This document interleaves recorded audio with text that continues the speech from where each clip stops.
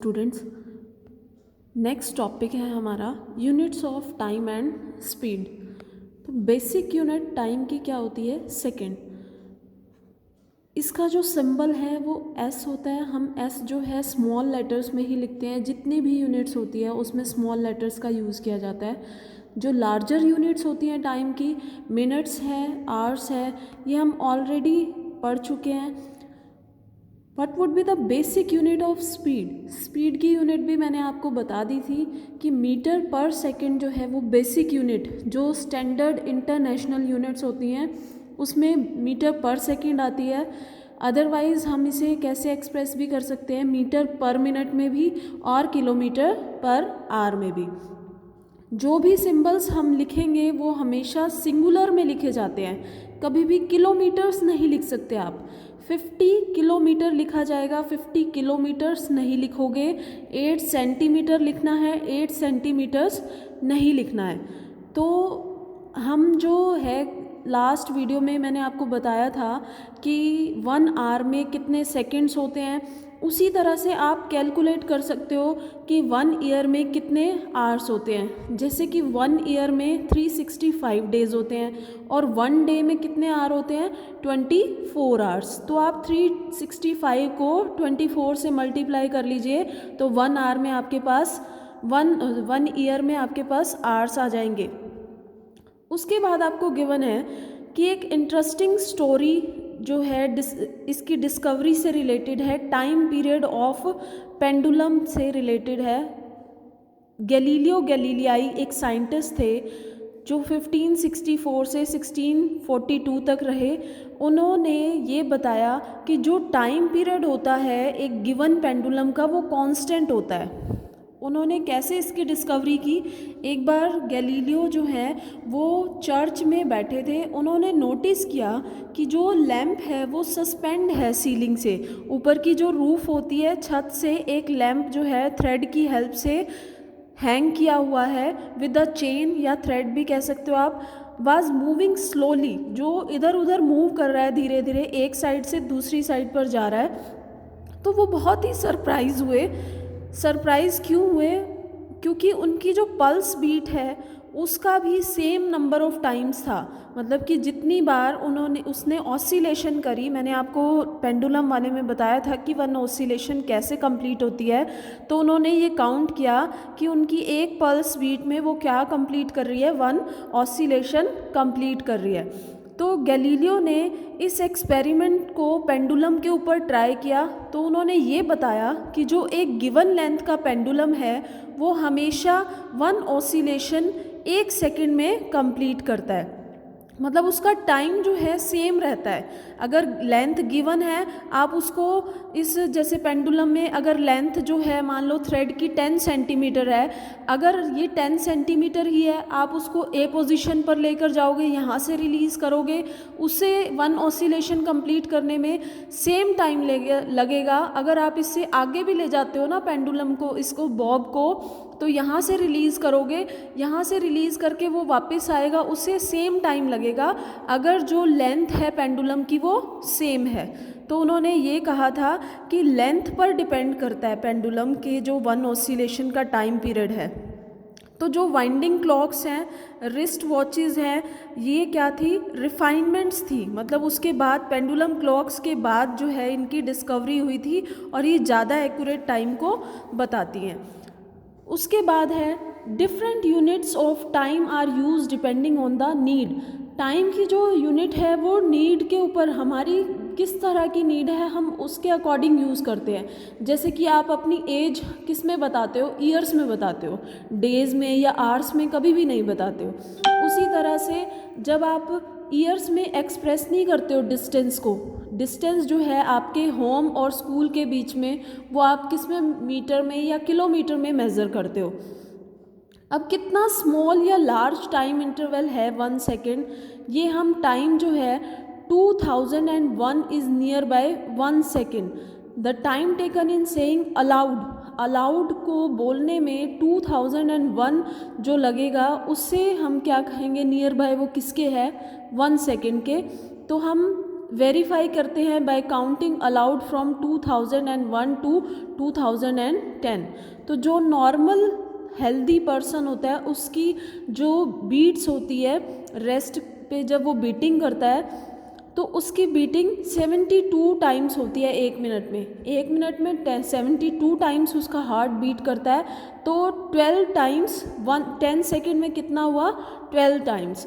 But जो children होते हैं उनमें ये जो रेट है वो हायर होता है, मतलब 72 टाइम से भी ज़्यादा हार्ट की बीटिंग होती है 1 मिनट में। तो पहेली ये जानना चाहती है कि जब पेंडुलम क्लॉक्स नहीं थी तब किसका यूज़ किया जाता था। जब पेंडुलम क्लॉक्स नहीं थी, पेंडुलम क्लॉक्स के पॉपुलर होने से पहले सन डायल्स का यूज़ किया जाता था, वाटर क्लॉक्स और सैंड क्लॉक्स, इन डिवाइसेस का यूज़ किया जाता था।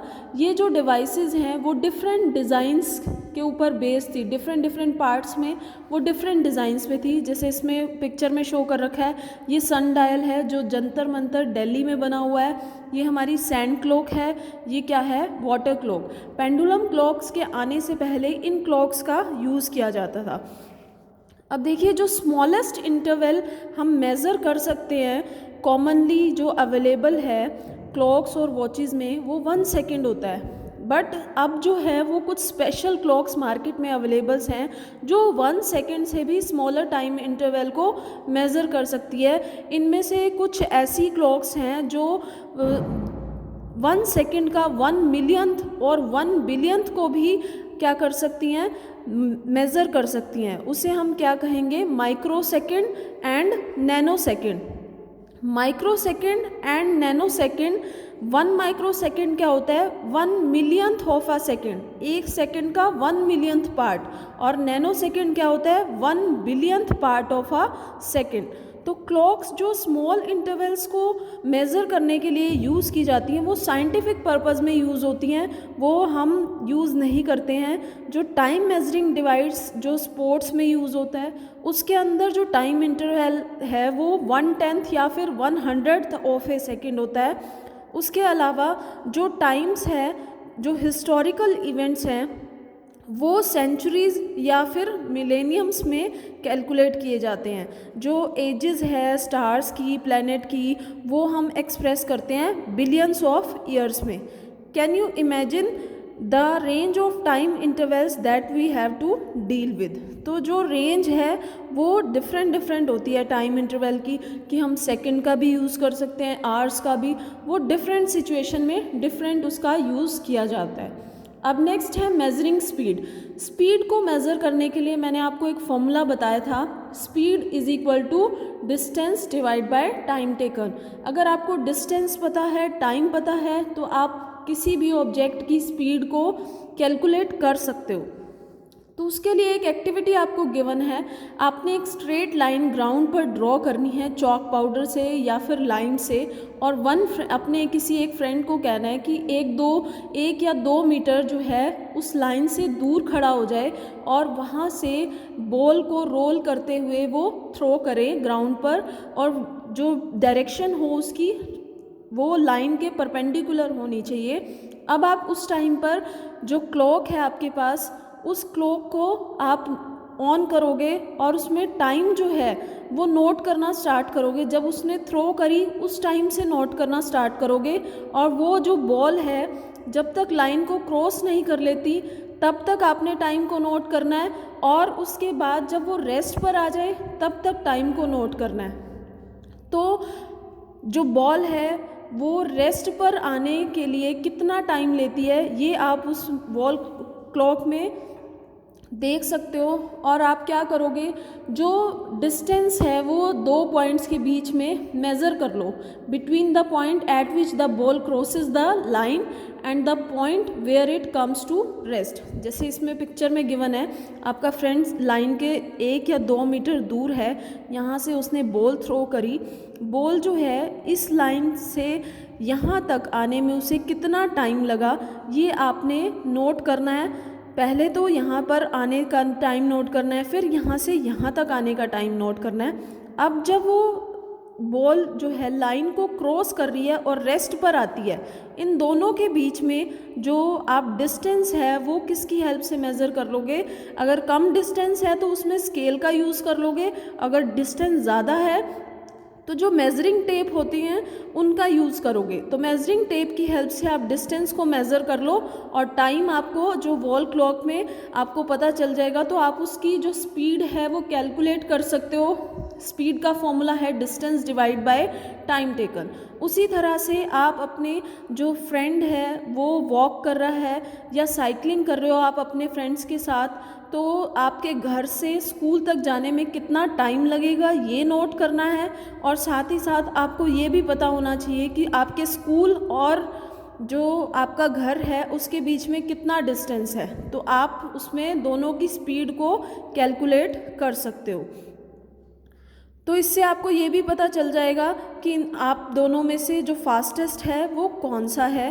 कुछ लिविंग ऑर्गेनिज्म की जो स्पीड है वो आगे टेबल में गिवन है। देखिए यहाँ पर गिवन है, जैसे फैल्कन है ऑब्जेक्ट, उसकी 320 किलोमीटर पर आवर स्पीड होती है, चीता की 112, ब्लू फिश की 42 46, रैबिट की 56 kilometre per hour, squirrel 19 kilometre per hour. तो इस तरह से जो हर एक ऑब्जेक्ट है उसकी जो स्पीड है वो अलग अलग होती है। जैसे कि अब रॉकेट्स हैं, जो सैटेलाइट्स जो स्पेस में छोड़े जाते हैं अर्थ ऑर्बिट के अराउंड जो रिवॉल्व करते हैं, उनकी जो स्पीड है वो 8 किलोमीटर पर सेकंड होती है, कि 1 सेकंड में वो 8 किलोमीटर ट्रैवल कर सकते हैं। उसी तरह से जो टॉर्टोइज है उसकी स्पीड बहुत ही स्लो होती है, वो सिर्फ 1 सेकंड में 8 सेंटीमीटर ही चल सकता है। तो इस तरह से आप रॉकेट और उसकी स्पीड को कंपेयर कर सकते हो। अगर आपको स्पीड किसी भी ऑब्जेक्ट की पता है और टाइम पता है तो आप उसका डिस्टेंस भी बता सकते हो, जो मैं आपको न्यूमेरिकल्स में करवा चुकी हूँ कि distance covered is equal to speed multiply by time. ये आप फाइंड आउट कर सकते हो। अगर स्पीड आपको गिवन है, टाइम गिवन है, तो आप उसका डिस्टेंस बता सकते हो कि उसने कितना डिस्टेंस ट्रेवल किया। उसी तरह से टाइम भी किसी ऑब्जेक्ट का आप बता सकते हो कि उसको किसी डिस्टेंस को कवर करने में उसे कितना टाइम लगा। जब वो एक स्पीड गिवन होगी तो उसका फॉर्मूला है time taken is equal to distance divide by speed. तो टाइम टेकन आप कैलकुलेट कर सकते हो अगर आपको डिस्टेंस पता है उस ऑब्जेक्ट का कि उसने कितना डिस्टेंस ट्रेवल किया और उसकी स्पीड पता है, तो आप टाइम टेकन भी मेज़र कर सकते हो। तो आप अगर जो व्हीकल्स को देखा हो आपने स्कूटर पर या मोटरसाइकिल या जो कार हैं, बसेस हैं, उनके जो डैशबोर्ड्स होते हैं या जो अदर व्हीकल्स के डैशबोर्ड होते हैं, तो उसके ऊपर मीटर होता है, उस मीटर में किलोमीटर पर आवर कॉर्नर पर लिखा हुआ होता है, उसे हम कहते हैं स्पीडोमीटर। ये पिक्चर में गिवन है, ये क्या है? स्पीडोमीटर। जो डैशबोर्ड है उस कार का, उसके ऊपर किलोमीटर पर आवर गिवन है, तो यहाँ से ये स्पीड बताता है कि उस टाइम पर क्या इसकी स्पीड है। तो स्पीड जो है डायरेक्टली किलोमीटर पर आवर में उस पर शो होती है। और एक अनदर मीटर भी उस पर लगा हुआ होता है जो किसको मेज़र करता है? डिस्टेंस को। भाई कितना डिस्टेंस उसने ट्रैवल किया है व्हीकल ने, उस मीटर को हम कहते हैं ओडोमीटर। तो ये आपका जहाँ पर किलोमीटर लिखा हुआ है ये वाला क्या है? ओडोमीटर। और ये जो पूरा है जहाँ पर किलोमीटर पर आवर लिखा हुआ है ये स्पीड को मेज़र करता है, तो इसे हम कहते हैं स्पीडोमीटर।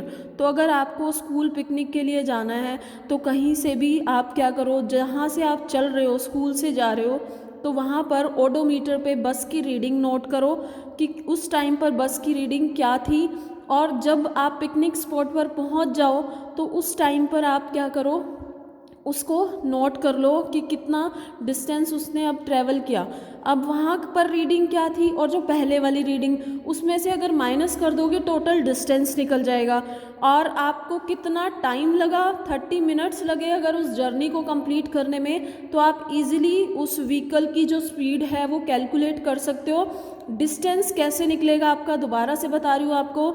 डिस्टेंस जो है जब आप वहाँ से चल रहे हो तब उस टाइम पर ओडोमीटर की रीडिंग नोट करो और जब आप उस पिकनिक स्पॉट पर पहुंच जाओगे, वहाँ पर ओडोमीटर की रीडिंग जो है वो नोट करो। जो फाइनल रीडिंग है जब पिकनिक स्पॉट पर पहुंच जाओगे, उसमें से जो इनिशियल रीडिंग, पहले वाली जो रीडिंग थी, उसको माइनस कर दो। तो उससे क्या होगा, आपका डिस्टेंस निकल जाएगा कि आपने कितना टोटल डिस्टेंस ट्रैवल किया। और जो टाइम है वो आपको 30 मिनट्स लगे उस जर्नी को कंप्लीट करने में, तो उससे आप इजीली स्पीड को कैलकुलेट कर सकते हो। तो नेक्स्ट वीडियो में हम करेंगे डिस्टेंस टाइम ग्राफ।